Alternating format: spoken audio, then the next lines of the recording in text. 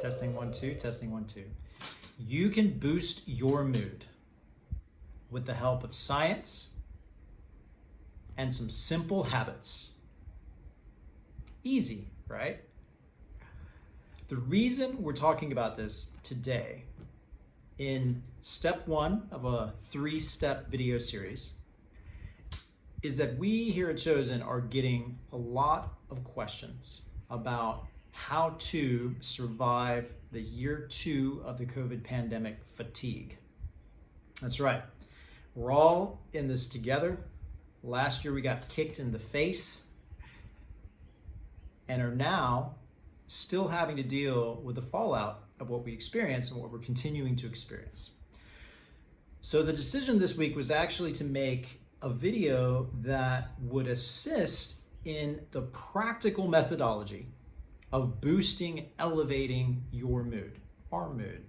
So this is what I do myself, what I use myself to boost my mood. And it happens from when I wake up in the morning. Now, the pairing of science and habit is important. So, we could do things that actually don't affect our nervous system, our cortisol and melatonin cycles, I apparently can't speak today, or our immune system, but this is targeted things that will actually help you function at an elevated level. This is what was part of our performance program up through 2019, has been adapted into our resilience program last year, and the work that we're doing with innovators and innovation firms, all right? And so first and foremost, we're all in this together. This is what I use when I get up in the morning, and the steps are very straightforward, and we're gonna give you a little bit of the background, the science behind these steps to actually get you on the right track of boosting your mood, starting with stage 1, the morning time.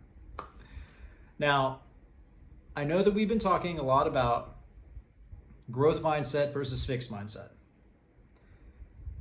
Positivity in the face of a negativity bias. Things like the clinical definition of hope, what it means to be hopeful versus optimistic. All that stuff is there. And from your correspondence with us, you're asking for this straightforward technical advice on how do we actually implement those things. Okay, great. I want to have a growth mindset, but I'm really grumpy in the morning. I want to have hope, but man, I don't feel good until 2 p.m. I would like to overcome my negativity bias, but I'm just freaking tired of it now. All the stuff that we're having to deal with. So here we go. First and foremost, we're gonna look at my morning routine, my habits, first from the perspective of your cortisol and melatonin cycle. Cortisol is your stress hormone, and it gets a bad rap, but it is what wakes you up in the morning. Now, we're cheating a little bit on this because my morning routine actually begins the night before. So first and foremost, put the phone away. And this is not a joke. This isn't like, oh, I can check email at 3 in the morning because it won't affect me. It doesn't matter. No. Basically what happens when you use your technology, it's a review for a lot of you, but it's good to hear it again, is that you are blasting blue light as if you're staring at the sun. Not that severe, obviously, but you're blasting blue light into your eyes and your brain, and you're telling your brain, it's time to be awake. And it messes with your cortisol and melatonin cycles. It's saying, hey, right now is a good time to actually wake up and do stuff. And it affects how your body releases either your cortisol or your melatonin. Cortisol is released during the night, eventually peaking to wake you up. Melatonin is released towards the end of the day, peaking to put you to sleep.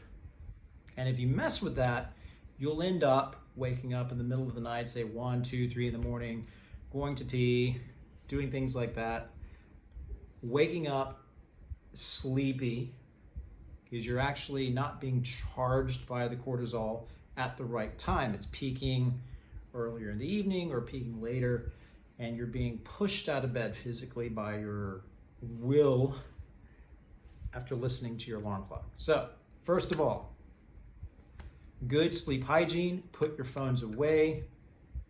I say an hour before you go to bed. Try 30 minutes. When you wake up in the morning, do not reach for that device. That is the other side of it. At least 30 minutes, maybe an hour. I try for an hour on a daily basis. All right, that was step one, dealing with your cortisol melatonin response. The next step, what I do every morning, is I actually get up and I meditate. Now, for some of you, you're like, oh my God, what does this even mean? Let's just call it quiet time. Quiet time when you're not thinking about work, when you're not thinking about your other responsibilities. This quiet time is for yourself. The way that I do it, good sleep hygiene, meditate in the morning.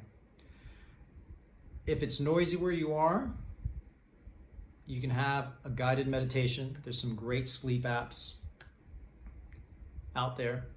That's the tricky part with the technology. But if you're looking at using the noise as a point of focus, this is actually something that I like to do. I like to go outside. If it's possible for you, do that. And actually listen to the sounds that are in my environment. And focus on one sound until that sound fades in my awareness. Focus on the next sound. So, 2 things thus far. Sleep hygiene, no blue light before I go to bed, no reaching for my phone when I wake up in the morning. Go straight into a meditation. This time is your time. It actually assists with focusing you on what is important. Right after my calm time, I go and take a cold shower. Yeah, controversial. This is one of the things that I actually enjoy talking with people about, because there's the folks, the Wim Hof people, the biohackers are like, yeah, of course, like cold showers. There's ice in the bathtub waiting for me. Like, all right, good job, guy. But what this, for the warm shower in the morning person, this is a bit of a challenge. You're cozy. Maybe you were wrapped in your blanket while you're meditating outside. You're nice, you're calm, and you're kind of easing into the day now. Well, this will boost your mood more than anything else. In coordination with the other items, where you had a good night's sleep with no devices, good sleep hygiene, you woke up and you meditated, you go straight in and you have a cold shower. You're not gonna like it the first few times that you do it. It's actually kind of tough. It's a mental challenge that you have to go into it.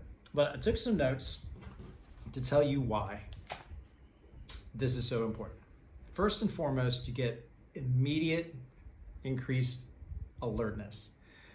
Your physiological response, if you're listening to this, it's a little obvious. Your heart rate goes up, your blood pressure goes up, you have elevated respiratory rate, you also have increased metabolism. So it's handy across the board. There's other aspects, constricting blood vessels, get goosebumps in your flesh, the whole thing. But you are now alert and awake and aware, and things are happening.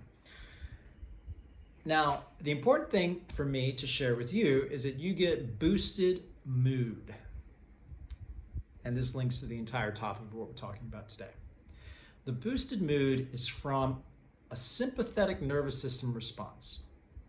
There's a flood of endorphins. Endorphins are magical. It's magical, happy biochemicals that enter your body. Try to be in a bad mood after you've slept well, put your devices away, had a meditation, and then had a cold shower. It's physically impossible. This is what we're talking about. So step 3, cold shower.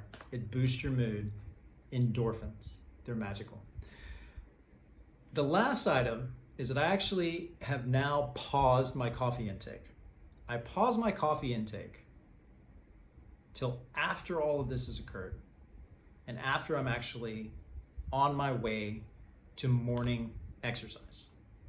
What's important about this is that, of course, I'm moving, so you can decide what kind of movement you want to implement.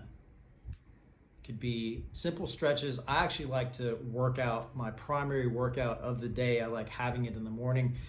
It will elevate your mood depending on your own personal needs. Say you can't do your workout until noon, until the evening, what have you. A few simple sun salutations will do the trick. Move a little bit. And then, if you are a coffee addict like myself, I have my 1 cup a day. Actually wait until after to have that cup of coffee because of my cortisol and melatonin cycle. Your cortisol will taper off an hour or 2 after you've woken up. So while all this is occurring, you have the benefit of being cortisol boosted, endorphin boosted, got a little movement and stretching in. I have my full workout routine in the morning, but let's just say a couple of sun salutations for you. And then, if you are a coffee person, then you have your coffee to continue boosting your energy level throughout the late morning. So, stage 1 in a 3-stage process. This is John Stanton, co-founder of Chōsen, sharing the morning routine for you as it relates to the science inside your body and good habits. Talk to you guys soon. Thank you so much.